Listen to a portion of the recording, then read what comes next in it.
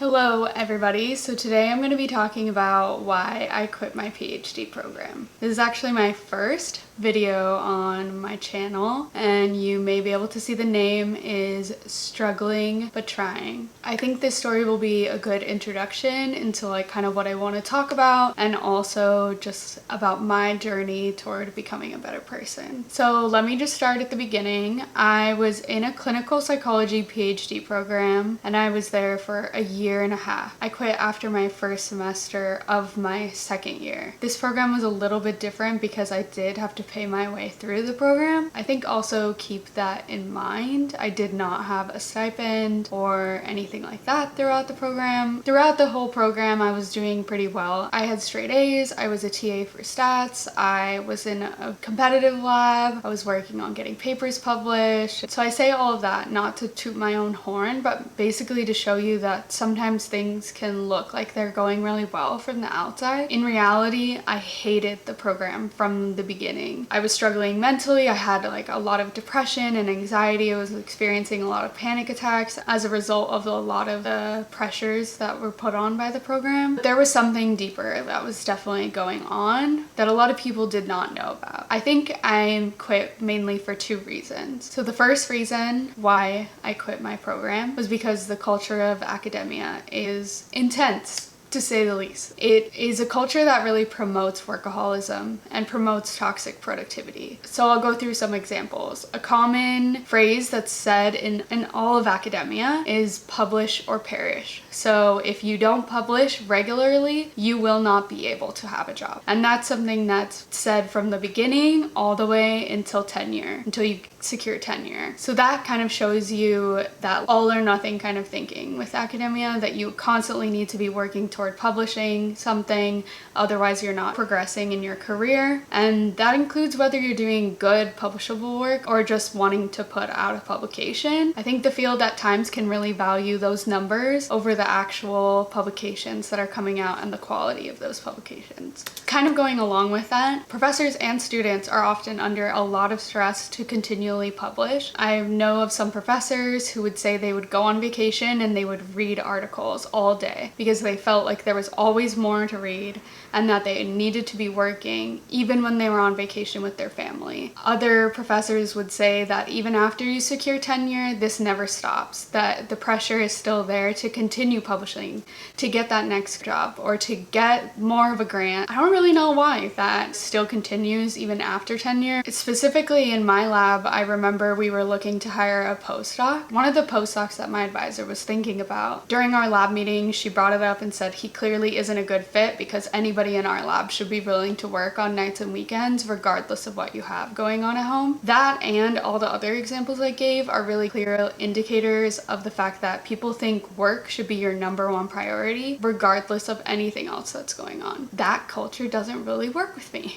While I was in this program, this pressure really got to me. I was hyper focused on my work and my schooling. I was constantly working. I never got to see my family. I lived a block away from my dad, and I swear I did not see him more than 2 or 3 times in a year. My friends and my significant other, I barely spent time with them. So I specifically remember this time when on a Sunday afternoon, I went to a Clipper game. I was feeling so guilty the whole next week about going to the Clipper game instead of studying on that Sunday. And I remember talking to the people in my program, and they were like, oh, that happens to me all the time. I feel guilty when I go out over the weekend, if I go on a vacation, even if it's something that I really need to do. We would talk about how guilty we would feel just for having fun. I talked to my boyfriend about it, and he said, you feel guilty for having fun for a few hours on a Sunday. And that's kind of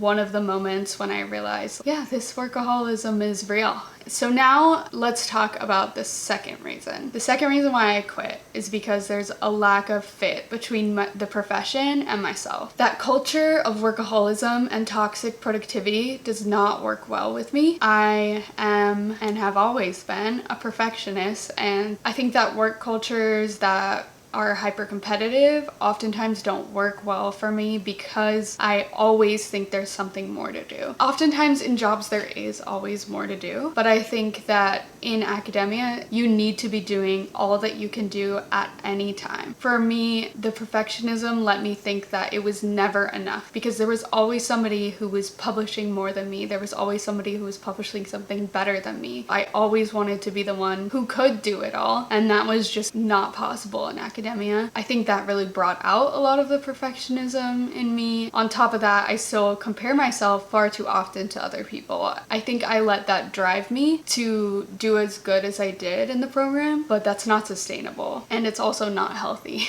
I realized that I needed to be motivated for the love of the work and for what you're doing, and not just because other people are doing it better than you. Personally, that's how I can really motivate myself in the long run and get to do better. Another point about the fit between the profession and me, I started to realize that research wasn't for me. Let me point out, I love consuming research, which is part of the reason why I went into the field, but I hadn't had much experience conducting my own research until I was actually doing it and had to write my dissertation proposal. I think that was when I realized I do not want to conduct research. I can read a lot of research, I can take it in, but conducting it is really not my thing. That is a lot of what people in academia do. Also, research in clinical psychology at this point is very nuanced. It's a specific intervention for a specific population under another population. So let me give you an example. We were doing a parent intervention for parents of children with autism, ages 3 to 5. And in that, I was researching the differences with socioeconomic status. It was basically like a small subsection of the population. I know that that research is really necessary to conduct, and that those people really need the help to get the best care that they can, and research helps to inform that. But I felt like I wasn't making as big enough of an impact as I really would like to. I'm more of a general person. I'm a generalist. I love a lot of different things, so I think it was just far too nuanced for me.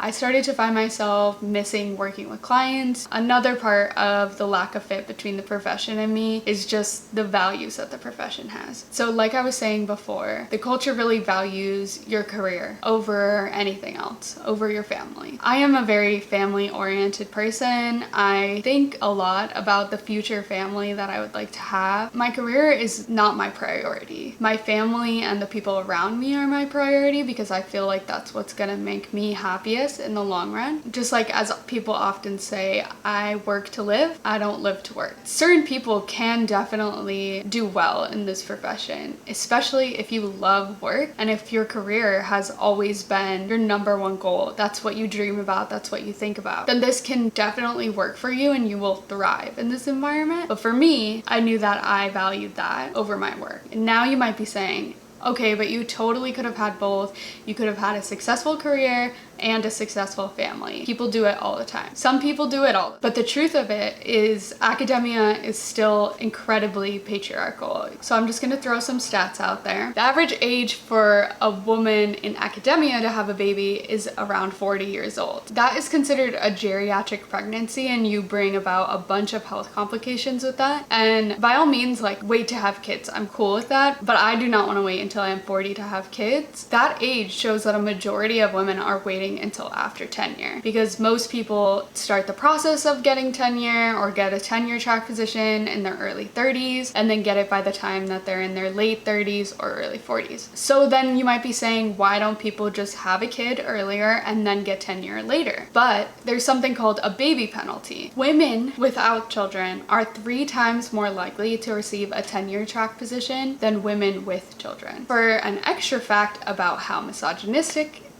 academia is, men with children are 3 times more likely to receive a tenure track position than women with children. There's clearly something wrong with academia because we see men with children as okay, and we actually see them as better than men without children. Why can't women do it? This is something that led me really to question academia and to question a lot of what goes on. But long story short, those are just not my values. I believe that those stats prove that the profession does not value value or respect women with families. And I know that that's a very bold statement to say, but it is something that needs to be changed about academia. And it is something that I wasn't willing to change personally, and that I wasn't willing to sacrifice for my life, which I hope is okay. But let's talk about it in the comments.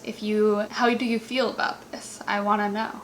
Curious. So given all these stats and the reasons why I didn't want to be in academia anymore, you would think, okay, yeah, that's why you quit. Great. But I had thought about this for a good 2 or 3 quarters before I really made the decision. For a long time, I felt hopeless, and I felt like I needed to continue on with this program because this was what I had worked for so long. I thought that if I quit, that people would be disappointed in me, that my friends, my family, and the people in my program wouldn't get it. This worsened my depression and my anxiety because I really felt trapped in my program. I kept thinking that it was too late, but it's never too late to change your career. I realized that it was not my only option. I could go to a master's program in social work and still do clinical work. I did not need to go into research. I did not need to do a PhD just to be able to do therapy. I decided to talk to an advisor of mine, and she was super supportive, super helpful. I talked to a lot of the people in my program, and again, they were really helpful. With their help, I applied to master's programs in social work, and now I'm in an MSW program. It was definitely a hard decision for me. I knew that social work would not pay as much, it would not be as glamorous or have as much success or reputation tied to it. In the end, I chose to value my own happiness over success or an increase in pay. I know that I had a lot of support from those people that were in my program. I was still really afraid of what people would think of me, and some of my friends and some of my family members definitely don't understand why I quit, but to be honest, I don't care.